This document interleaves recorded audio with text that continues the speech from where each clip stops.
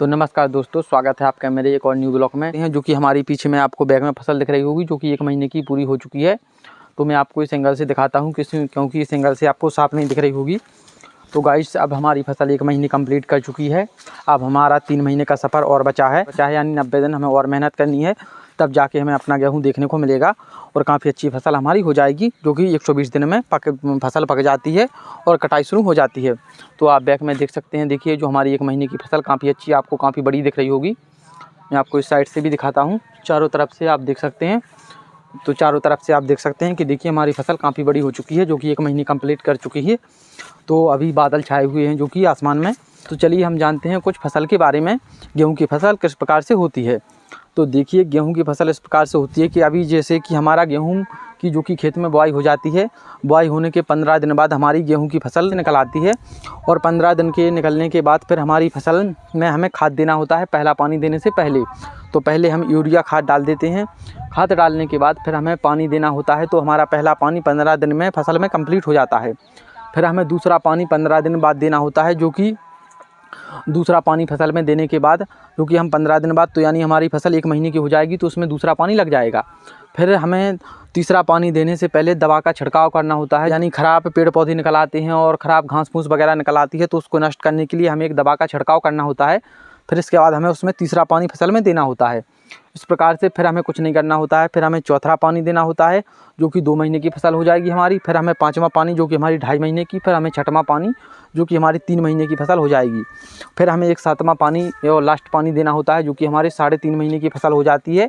इसके बाद हमें कुछ नहीं करना होता है। फिर हमें सिर्फ इतना करना होता है कि 15 दिन बाद हमारी फसल पक जाती है, तो हमारी फसल फाइनली 4 महीने की हो जाती है और 4 महीने बाद हमारी फसल की कटाई शुरू हो जाती है। तो फिर हमारी जो कि फसल की 4 महीने हो जाते हैं, तो 4 महीने में हमारी फसल पक जाती है और कटाई के लिए हो जाती है रेडी। तो फिर हम 4 महीने बाद अपनी फसल को कटाई करते हैं। फिर इसके बाद ठेसिंग होती है, ठेसिंग के बाद भूसा होता है और भूसा रखने के बाद फाइनली हमारा जो कि फसल का काम पूरा हो जाता है। फिर गर्मियों का सीज़न आ जाता है, जो कि मार्च अप्रैल का महीना शुरू हो जाता है, तो फिर गर्मियों का सीज़न शुरू हो जाता है। तो इस प्रकार से हम लोगों को अभी जो कि दिसंबर और जनवरी और फरवरी भी मेहनत करनी है। नवंबर में फसल हमारी बुई थी और 2 पानी लग चुके थे। अब दिसंबर में 2 पानी लगेंगे, 2 जनवरी में पानी लगेंगे और 2 फरवरी में पानी लगेंगे। तो यानी कुल मिला के आप ये समझ सकते हैं कि 7 पानी हमें देने होते हैं।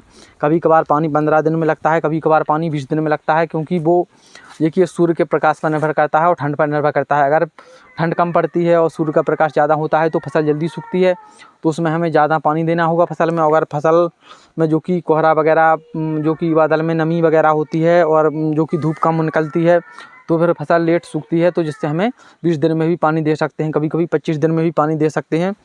इस प्रकार से हमें फसल में पानी देना होता है। तो आप जान चुके हैं कि गेहूं की फसल में कब कैसे पानी देना होता है, क्या कुछ करना होता है। तो फाइनली इसीलिए मैंने आपको ये वीडियो बनाया था कि हमारी जो 1 महीने की फसल कंप्लीट हो चुकी है। तो आप देख सकते हैं बैक में कि हमारी 1 महीने की फसल कंप्लीट हो चुकी है।